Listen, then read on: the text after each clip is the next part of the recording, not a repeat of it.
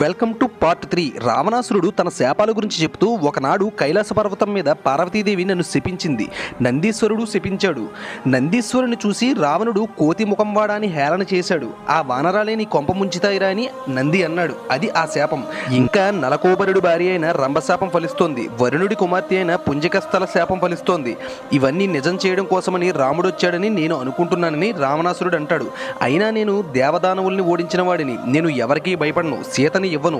మీరందరూ జాగ్రత్తగా కోట రుజువులు ఎక్కండి, ప్రసాదాలు ఎక్కండి. నేను ఎవరిని పిలిస్తే వారు రావాలి, యుద్ధానికి వెళ్ళాలి.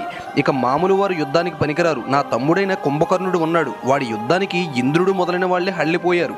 వాడు మొన్ననే సభకి వచ్చాడు, ఇప్పుడు నిద్రపోతున్నాడు. వాడిని లేపడమే కష్టం. వాడు లేస్తే రాముడు ఎంత వెంటనే వెళ్ళి కుంభకర్ణుడు లేపి తీసుకురండి అన్నాడు. ఆ విధంగా తనకు కలిగిన శాపాలన్నింటినీ రావణాసురుడు తన మంత్రులతోటి చర్చించాడు. Do subscribe for more interesting devotional videos. Okay.